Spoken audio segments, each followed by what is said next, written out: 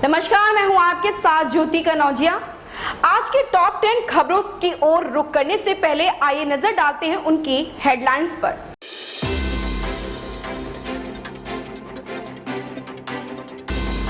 योगी सरकार का बड़ा फैसला, गन्ना विकास मंत्री के बयान पर अखिलेश यादव का पलटवार। मां बनी बेटी के जिस्म की सौदागर बोली पैसा मिल रहा है।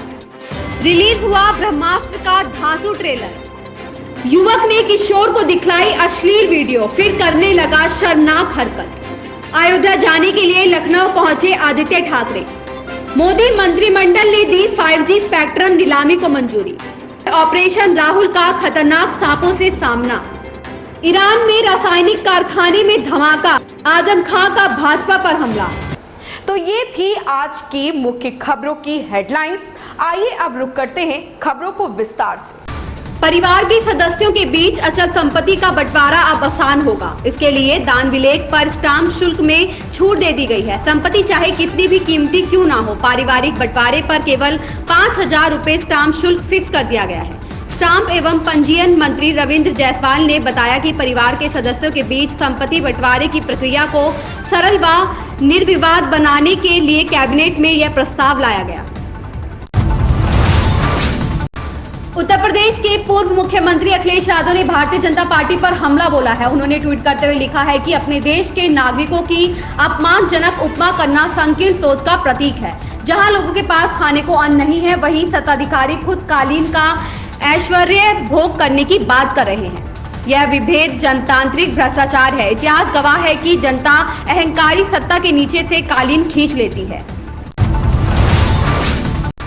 पैसा कमाने की हवस में एक महिला ने जवान बेटी को जबरन दे व्यापार के धंधे में धकेल दिया। विरोध करने पर उसे मुंबई में अपने 2 सगे भाइयों के पास भेज दिया, जिन्होंने उसके इनकार करने पर खुद उसके साथ दुष्कर्म किया। मुंबई के ही एक बार में भी उसे डांस करना पड़ा। किसी तरह मुंबई से भागी युवती ने अपनी मां, मौसी, मौसा और दोनों मामा के खिलाफ बरेली जिले के सुभाष नगर थाने में रिपोर्ट दर्ज कराई है। अयान मुखर्जी के निर्देशन में बनी पौराणिक कथाओं पर आधारित फिल्म ब्रह्मास्त्र का ट्रेलर रिलीज हो गया है। अमिताभ बच्चन की आवाज और रणबीर कपूर की झलक के साथ शुरू हुए इस ट्रेलर में महाबली और सर्वशक्तिशाली अस्त्र को ढूंढने की कहानी बताई गई है। मैनपुरी के कस्बा कुसमरा में एक युवक ने पड़ोस के ही किशोर को अपने घर बुलाकर उसको पहले एडल्ट फिल्म दिखाई, उसके बाद उसके साथ अश्लील हरकत की। इस पर किशोर उसके घर से भाग गया। किशोर ने घटना की जानकारी परिजनों को दी। किशोर के पिता ने आरोपी के खिलाफ थाने में तहरीर दी। महाराष्ट्र सरकार के मंत्री आदित्य ठाकरे अयोध्या जाने के लिए बुधवार दोपहर लखनऊ एयरपोर्ट पर पहुंचे, जहां शिव सैनिकों ने उनका जोरदार स्वागत किया। एयरपोर्ट पर ANI से बातचीत में उन्होंने कहा कि जब हम 2018 में पहली बार यहां आए थे तो हमने नारा दिया था कि पहले मंदिर फिर सरकार। उन्होंने कहा कि मैं अयोध्या जा रहा हूं, जहां मैं रामलला के दर्शन करूंगा और उनसे आशीर्वाद लूंगा। केंद्रीय मंत्रिमंडल ने देश में 5वीं पीढ़ी की दूरसंचार सेवाएं शुरू करने की दिशा में अहम फैसला किया है। मोदी मंत्रिमंडल ने 5G स्पेक्ट्रम की नीलामी को मंजूरी दे दी है। जानकारी के अनुसार सब सामान्य ढंग से चला तो इस साल दिवाली तक देशवासियों को 5G दूरसंचार सेवाओं का तोहफा मिल सकता है। छत्तीसगढ़ के जांजगीर चांपा जिले में बोरवेल में फंसे रहे 11 साल के राहुल साहू को 105 घंटे चले ऑपरेशन के बाद आखिरकार बाहर निकालने में सफलता मिल ही गई।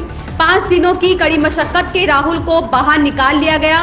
NDRF और SDRF की टीम उसे बाहर निकालने के लिए दिन रात एक किए हुई थी। इस दौरान बोरवेल में राहुल को खतरनाक सांपों से भी सामना हुआ। ईरान में एक रासायनिक कारखाने में विस्फोट से 133 लोग घायल हो गए। देश के सरकारी टेलीविजन ने बताया, तेहरान से करीब 770 किलोमीटर दक्षिण में फार्स प्रांत के दक्षिणी शहर फिरोजाबाद में यह धमाका अमोनियम टैंक से रिसाव के चलते हुआ। घायल हुए 133 लोगों में से 114 को प्राथमिक उपचार के बाद छुट्टी दे दी गई। लोकसभा उपचुनाव में सपा प्रत्याशी के समर्थन में आयोजित जनसभा में विधायक आजम खां ने कहा कि मेरे और मेरे अपनों पर सैकड़ों मुकदमे हैं। किताबें, फर्नीचर और मुर्गी चोरी नहीं, डकैती के मुकदमे हैं। हमारे मुखालिफ से हमारा मयार इतना नीचा रखा। अगर मुकदमा लिखना ही था तो कुतुब मीनार और ताजमहल चोरी क्यों कराते। ऐसी ही ताजा तरीन खबरों से जुड़े रहने के लिए बने रहें हमारे साथ।